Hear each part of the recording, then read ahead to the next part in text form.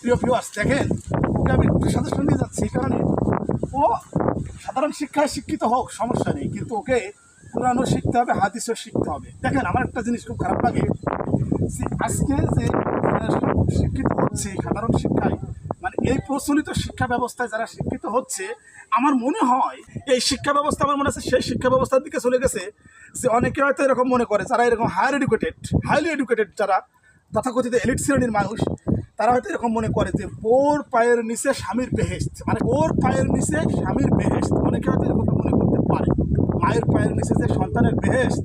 আমার মনে হয় এই যে শিক্ষা ব্যবস্থায় যারা শিক্ষিত হয়েছে, অনেকেই মনে হয় ব্যাপারটা মানে এখানে এসে পাকিয়ে ফেলে, জগা খিচুড়ি করে ফেলে যে মার পায়ের নিচে সন্তানের বেহেশত না ওর পায়ের নিচে স্বামীর বেহেশত। আমার মনে হয় এই যে যাদের মা ফ্ল্যাটে মরিয়ে পচিয়ে পোকার লাগিয়ে গেছে শরীরে, আমার মনে হয় যে ওই শ্রেণীর মানুষ এইরকম মনে করে যে ওর পায়ের নিচে স্বামীর বেহেশত, এই কারণে ওরা মায়ের খোঁজ রাখতে পারে।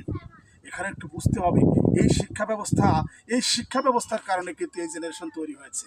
কাজেই এই যে এই ভাই কিন্তু বলছে যে লেখাপড়া কেন শিখবো, যে শিক্ষা ব্যবস্থায় মায়ের খোঁজ রাখতে পারি না সেই লেখাপড়া শিখবো না। আসলে এই শিক্ষা ব্যবস্থা পরিবর্তন করা দরকার। ইসলামের শিক্ষা প্রয়োজন, কুরআন হাদিসের শিক্ষা প্রয়োজন, সাহাবীদের জীবনী জানতে হবে, নবীদের সিরাত রাসূলের সিরাত জানতে হবে, সাহাবীদের ইতিহাস আমাদেরকে বোঝার চেষ্টা করতে হবে। কেননা এই ইসলাম আমাদেরকে এটাই শিখিয়েছে মায়ের পায়ের নিচে সন্তানের বেহেশত। পৃথিবীর আর কোনো বইতে আপনি এটা পাবেন না যেটা আমাদেরকে ইসলাম শিখিয়েছে।